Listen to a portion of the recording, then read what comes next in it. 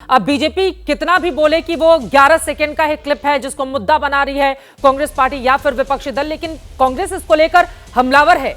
और आगे आने वाले दिनों में क्या इसी के जरिए दलित वोटों की एक नई सियासत शुरू हो रही है इस देश के भीतर? देखिए, देश के दलित की चेतना वह नहीं है जो 1950 के दशक में थी। वे पूरी तरह से चेतना युक्त हैं और वो जानते हैं कि कौन पार्टी और कौन नेतृत्व उनके साथ क्या कर रहा है। और बाबा साहब अम्बेडकर के साथ जो दुर्व्यवहार कांग्रेस के द्वारा हुआ, यह कोई भी दलित चाहे हिंदुस्तान के किसी भी हिस्से में नहीं भूल सकता। इसका मैं दो उदाहरण बताता हूँ। ये बाबा साहब अम्बेडकर ने नेहरू के कैबिनेट से इस्तीफा दिया था। पूरे दुनिया के इतिहास में ऐसा नहीं हुआ, पार्लियामेंट्री डेमोक्रेसी के इतिहास में। बाबा साहब अम्बेडकर पार्लियामेंट में अपना स्टेटमेंट देना चाहते थे और पार्लियामेंट का जो प्रोसीड्यूरल रूल है, यदि संसद के चलते हुए कोई मंत्री इस्तीफा देता है तो संसद में अपना बयान देता है। तब प्रोविजनल पार्लियामेंट था, वो जो संविधान सभा थी उसी संविधान सभा को पार्लियामेंट में परिणत कर दिया गया था।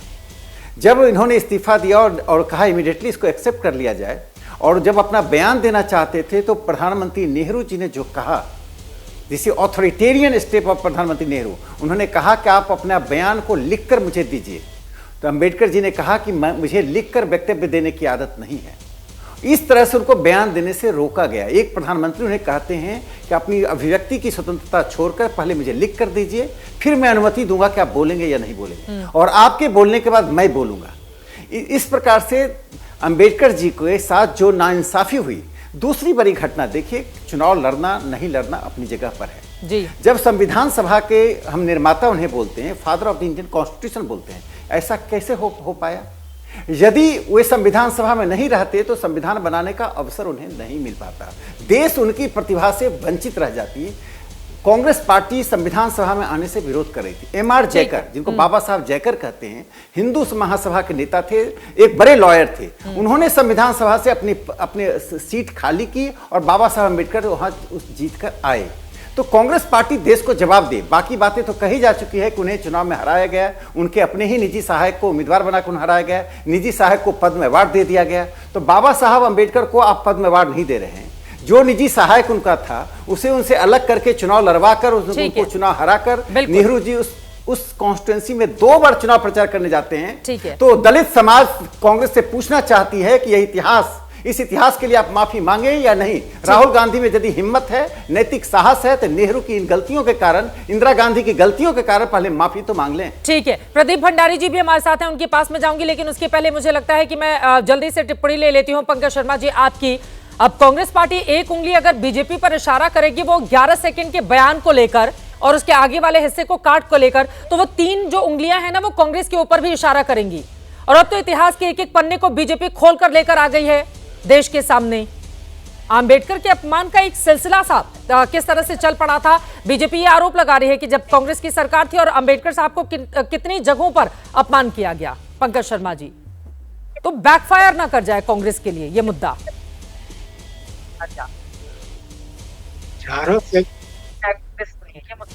11 सेकंड है वही ऑपरेटिव पार्ट है अमित शाह जी के पूरे बयान का, और जो उनके भीतर की भावना सामने आई उसका।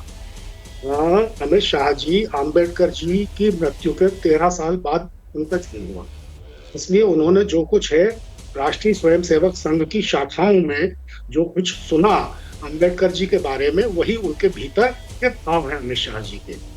मुझे ये बताइए कि क्या भारतीय जनता पार्टी और आरएसएस के लोग ये नहीं कहा करते थे कि अंबेडकर जी तो स्वतंत्रता मिलने के पहले तक संविधान सभा के गठन के भी खिलाफ थे। वो तो चाहते थे कि भारत का संविधान बनाने के लिए अमेरिका और ब्रिटेन के कानूनविदों का एक आयोग बने। क्या आरएसएस के लोग, बीजेपी के लोग ये नहीं कहते थे कि अंबेडकर ने तो लिखा है कि भारत को तब स्वतंत्र करने की जरूरत नहीं है जब तक कि हर व्यक्ति यानी हिंदू, मुस्लिम, वंचित वर्ग, पारसी, एंग्लो इंडियन, आदिवासी सब एक नहीं हो जाते। कई साल अंग्रेज यही दलील देकर राज करते रहे और श्री अरविंदो ने तब कहा कि यह असंभव शर्त है और यह तर्क को उपनिवेशवाद को बनाए रखने के लिए दिया जा रहा है। अंबेडकर जी स्वराज्य के पक्ष में नहीं थे, ऐसा आरएसएस बीजेपी के लोग कहते थे। 1946 में आरएसएस के लोगों ने बताया कि 1946 में अंबेडकर जी ने लॉर्ड बोवेल से कहा कि भारत को स्वराज्य देना बहुत ही विनाशकारी होगा। अंबेडकर जी के बारे में ये अपमानजनक भाव आरएसएस और बीजेपी के लोगों के हैं या कांग्रेस ने उनका अपमान किया? पहले ये तो तय कर लें। बोलिए, मुझे लग रहा है कि इस पर राकेश जी जल्दी से टिप्पणी कर दे, उसके बाद प्रदीप जी बाकी मेहमानों के पास जाऊंगी। वो आरएसएस को उसका इतिहास याद दिला रहे हैं। चित्रा जी, मैंने देखिए, मैं इतना ही पंकज जी को मैं इतना ही कह दूंगा, बाला साहब सालुंके बाबा साहब अंबेडकर के सबसे निकट के अनुयायी थे, रिपब्लिकन पार्टी के पार्लियामेंट्री पार्टी के ट्रेजरर थे, 4 साल एमपी रहे, उनका मृत्यु हो गया। मृत्यु के बाद उनकी पत्नी ने पुणे की सड़क पर 15 साल झाड़ू लगाया। दुनिया का अकेला ऐसा पार्लियामेंट्रियन होगा, इतना ईमानदार पार्लियामेंट्रियन होगा, उसकी पत्नी ने झाड़ू लगाया। उनकी बायोग्राफी को मैंने एडिट किया है और वो छपा है दिल्ली से। उस बायोग्राफी में उन्होंने लिखा कि कैसे बाबा साहब अंबेडकर और डॉक्टर हेडगेवार की मीटिंग हुई पुणे में, वे उसके साक्षी थे। अब कहेंगे बाला साहब सालुंके भी गलत थे, इतना ईमानदार सत्यवादी आदमी गलत करेंगे। राष्ट्रीय स्वयंसेवक संघ नहीं होता, मैंने कहा जयकर साहब नहीं होते तो संविधान सभा में नहीं पहुंचते। बाबा साहब अंबेडकर को आप संविधान सभा में आने से रोकते रहे। उनकी धर्मपत्नी ने क्या लिखा, भंडारा से चुनाव हराकर बाबा साहब अंबेडकर को आपने मौत के नजदीक पहुंचा दिया। आप जवाब दीजिए। प्रधानमंत्री नरेंद्र मोदी जी ने जो बाबा साहब के जो स्मारक थे उनको अधिग्रहण करके किस प्रकार से राष्ट्रीय महत्व का बनाया। भारत रत्न आपने क्यों नहीं दिया था? राजीव गांधी को भारत रत्न दिया, इंदिरा गांधी को दिया, जवाहरलाल जी को दिया। अरे जीते जीते आगे की आने वाली 4 पीढ़ियों को आप दे देते। बाबा साहब अंबेडकर को भारत रत्न नहीं दिया, उनके चुनाव हराने वाले उनके निजी सहायक को आपने पद्म अवार्ड दे दिया। इससे बड़ी घृणित, इससे बड़े अपमान की बात और कोई नहीं हो सकती है। कांग्रेस पार्टी के में थोड़ी भी नैतिकता है, इन बातों के लिए माफी मांगे, प्रेस कॉन्फ्रेंस करके देश की जनता से माफी मांगे। ठीक है, आप जो बातें कह रहे हैं मनोज काका उस पर बहुत मुस्कुरा रहे हैं। सुधींद्र जी, मैं आपके पास आऊंगी, राजीव गुप्ता जी, प्रदीप जी, लेकिन मनोज काका जी उसके पहले आपके पास आते हुए देखिए, ये जो बाबा साहब आम्बेडकर का मुद्दा है ना, इसको लेकर बीजेपी को ऐसा लगता है कि लोकसभा चुनाव के दौरान आप लोगों ने गलत बयानी करके माहौल बना दिया था, लेकिन अब आप लोग एक आरोप लगाएंगे तो 4 बड़े आरोपों के साथ बीजेपी मैदान में उतर जाएगी। बड़े बड़े मुख्यमंत्रियों की ओर से आज बाकायदा इस पर प्रेस कॉन्फ्रेंस की गई है। कौन पड़ेगा भारी, मनोज काका जी? देखिए, जो बड़े भाई जो सिन्हा साहब जो बात बोल रहे थे, आप सुन पा रही हैं ना? बिल्कुल।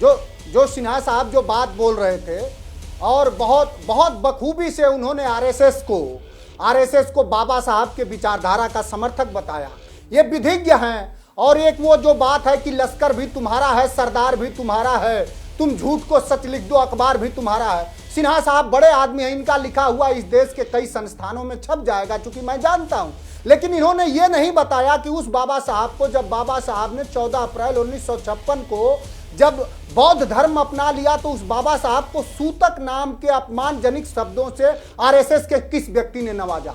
इन्होंने ये नहीं बताया कि जिस बाबा साहब ने जब हिंदू कोड बिल लाए, तो हिंदू कोड बिल लाने के बाद बाबा साहब के खिलाफ करपात्री और श्यामा प्रसाद मुखर्जी इनके आदर्श हैं कि नहीं? राकेश सिन्हा को बताना चाहिए उन्होंने कितना पुरजोर उसका विरोध किया और बाबा साहब के खिलाफ आप शब्द बोले, बाबा साहब के पुतला तक जलाया। असल में भारतीय जनता पार्टी का जो पूरा विमर्श है चित्रा, वो यही विमर्श है कि दलितों, पिछड़ों और वंचितों को उन्हें अपमानित करना है। उनके में किसी तरह का ज्ञानी या किसी तरह का विद्वान व्यक्ति इनको हजम नहीं होगा। वो बाबा साहब जिन्होंने the problem in Indian rupee लिख करके और भारत की अर्थव्यवस्था को भी सुधारा, उन्होंने सामाजिक व्यवस्था पर कितने, जिस बाबा साहब से लगातार बड़ी बड़ी जो बातें कर रहे हैं मनोज काका जी, आप से लेके गोलवलकर नेताओं को भी समझा लेते।